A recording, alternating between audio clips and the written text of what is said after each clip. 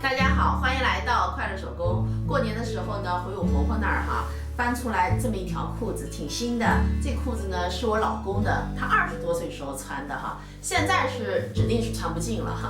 我看这裤子那么新，所以呢我就把它拿回来了，想把它呢做一个包这个是一个卡其面料，它和帆布比起来呢，和帆布一样很结实，但是面料呢就更细腻一些。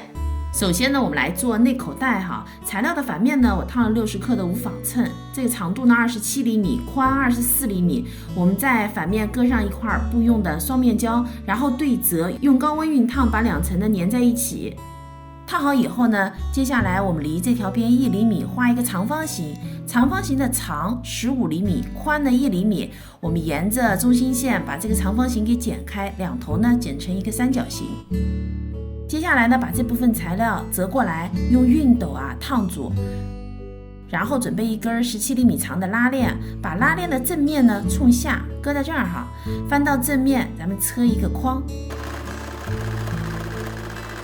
接下来拿出2份主体材料，里子1份，面子1份，长度呢是30厘米，宽度呢24厘米。把刚才做好的口袋搁在里子上车上这4条边。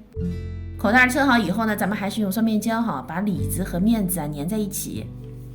主体的里子、面子粘好以后呢，在面子上我们再做一个口袋口袋的材料呢也是2层的，中间呢我也是用双面胶粘住了。材料的长度是24厘米，宽呢13厘米，我们车上这3条边。接下来开始做这个包前面的口袋材料的长度呢是24厘米，宽16厘米，把里子、面子叠齐，车上这条边。车好以后呢，把它摊开然后在4个角上车上一段线，先把它对折，在这儿呢车一段线，线段的长度呢是1厘米。4个角车好以后呢，把多余的剪掉留5毫米的缝缝。接下来呢，把里子、面子叠齐，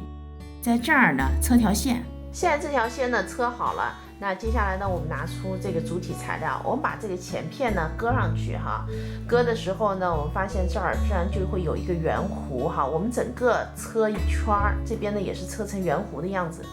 口袋车好以后呢，把底角修剪成圆弧这部分就是包盖2个角呢也修成了圆角。接下来我们用包边带整个包一圈。现在呢，咱们来做根布条面料的长度呢是20厘米，宽4厘米，先向里折1厘米，然后再对折，两头呢各搁上一颗低字扣，再把它搁在包的这个位置上面中心点呢咱们对齐，两头留5厘米，咱们在布条上呢车一个框。最后呢，我给这个包钉了一颗锡扣那整个包就制作完成了。今天这个做包的方法是不是很简单？因为我多次使用了双面胶，把里子和面子呢就烫在了一起，所以它就是整块的了现在我把包带呢给扣上，咱们来看看背起来的效果。我们包带这样子穿呢，可以挎起来